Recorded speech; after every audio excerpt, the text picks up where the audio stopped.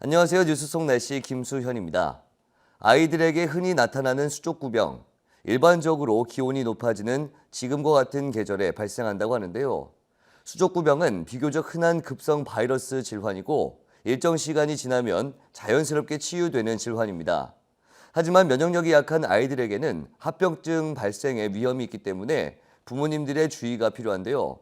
오늘은 수족구병에 대해서 좋은가정의학과 김웅수 원장과 함께 이야기 나눠보겠습니다. 원장님 안녕하세요. 네, 안녕하세요. 네. 자, 우선 수족구병 어떤 질환인지 좀 설명 좀 부탁드리겠습니다. 네, 수족구병은 이름 그대로 손발, 입안에 물집이 생기는 병입니다. 주로 5월에서 8월까지 주로 유행하는데요.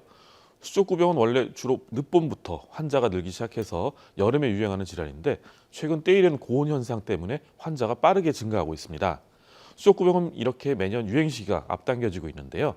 수족구병의 원인이 되는 콕사키 바이러스나 엔테로 바이러스가 높은 기온과 습도에서 활동성이 높아지기 때문입니다. 일본의 후쿠오카 의과대학의 연구 결과에 따르면 기온이 1도 오를 때마다 수족구병 발생률이 11% 늘어났고 기온이 같을 때는 습도가 1% 정도 올라가면 수족구병의 발생률은 4.7% 높아졌다고 합니다. 수족구병에 걸려서 열이 나고 입안이 헐게 되면 아파서 식사를 못하는 경우가 많습니다. 심해져서 탈수에 빠지는 상황도 주의해야 되는데요.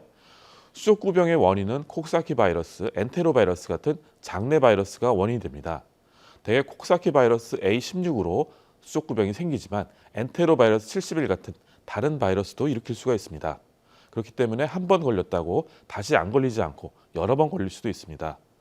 증상은 발열, 식욕부진, 목 통증이 대부분 나타나고 특징적으로 물질이 포함된 발진이 손발에 생기게 됩니다.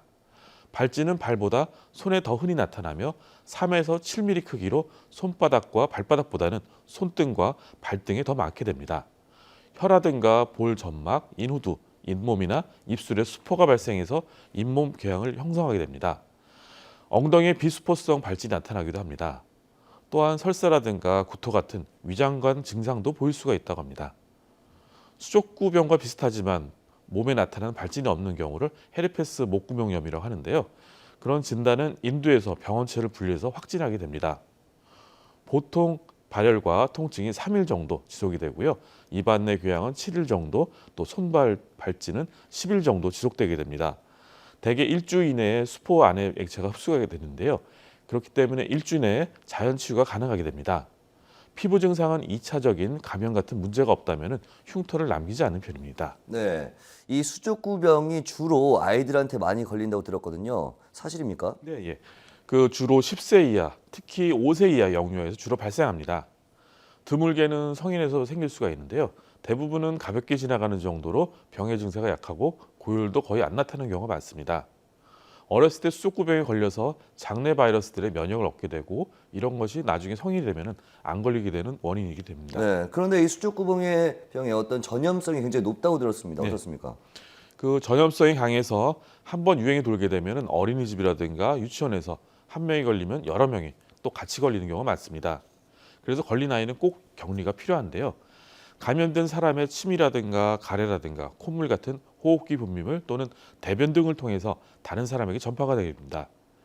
수족구병이 의심될 때는 신속하게 의료기관의 진료를 받아야 하며 확산을 방지하기 위해서 전염기간인 발병 일주일 사이에는 다른 사람과의 접촉을 최소화해야 됩니다. 수족구병은 대부분의 경우는 증상 발행 후 그 7에서 10일 이후에 자연적으로 회복되는 질병이지만 드물게 뇌수막염이라든가 뇌염, 또 마비 증상 같은 중증 질환이 동반될 수가 있습니다. 그렇기 때문에 수족구병을 진단받은 영유아가 다음과 같은 증상을 보이는 경우는 뇌수막염이나 뇌염을 의심할 수가 있습니다.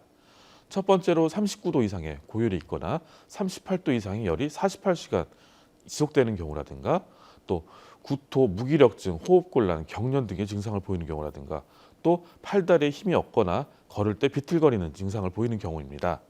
이런 증상들이 나타나면 신속하게 병원을 방문해서 정밀 검사를 받아야 합니다. 네. 그럼 이 수족구병에 걸리게 되면 어떤 치료들을 하게 되는 거죠? 네, 대부분 치료는 대중요법입니다. 즉 감기처럼 증상에 맞춰서 치료하는데요. 네. 아직 특별한 치료제나 백신은 개발되지 않았습니다. 열이 나는 경우 해열제를 사용하게 되는데요.